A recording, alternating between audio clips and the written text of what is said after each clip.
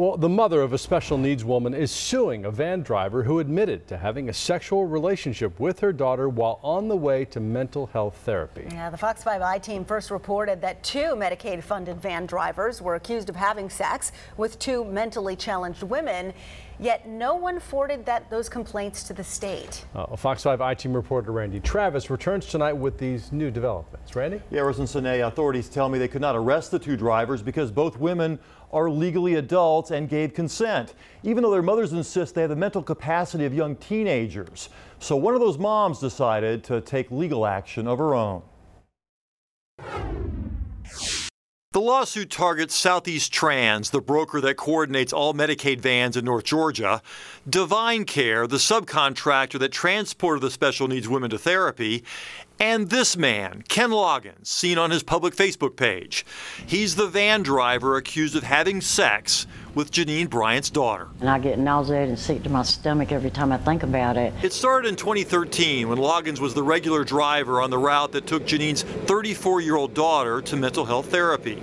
We're not showing her face. Their last names are not the same. Do you remember the driver named Ken? Yes, sir. What do you remember about him?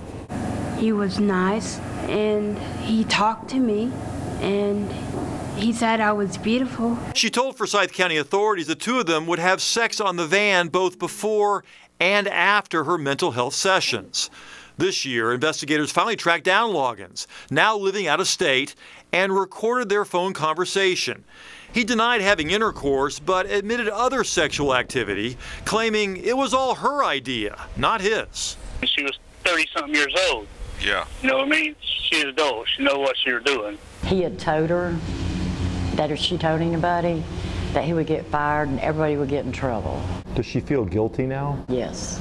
She feels like she's gotten everybody in trouble. Loggins was moved off that route and eventually left Divine Care for unrelated reasons. District Attorney Penny Pence says she could find no crime committed because when it comes to consenting to sex, the law is clear. The law requires that we're looking at the actual age, not what the age of the person may be based on their disabilities. Making matters even more frustrating for authorities, a second special needs woman told them she had sex with her van driver too. That man also worked for Divine Care, a family-owned medical transport service based in Canton. The company released a statement saying it removed both drivers when they learned about the allegations and our members' clients are our #1 priority.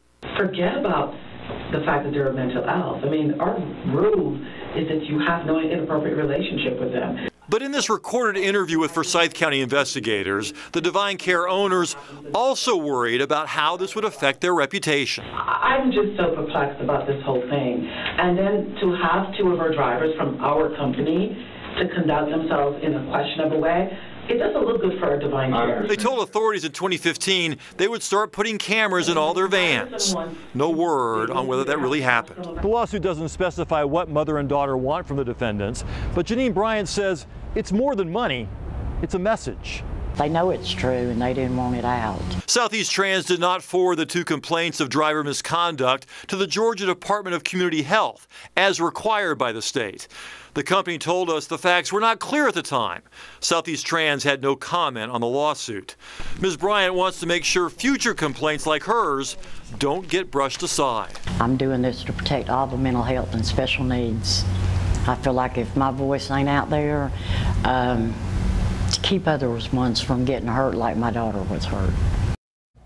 Well, we tried reaching out to that van driver, but the phone number investigators used to talk to him a few months ago has been disconnected. That's too bad because I had a lot of questions for him. No kidding. We heard him say on the tape that she initiated all of this.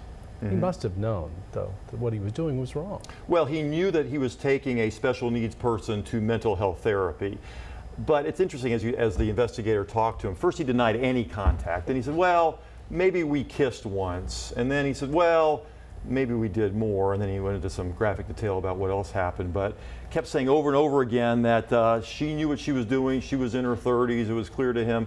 But yeah, he kept talking about how she knew what she was doing. It was her idea. Her mom says she has no idea about any of this. That whole Mom's situation, clear about that. very, very upsetting. Thank you so much, Randy. Thanks, Randy.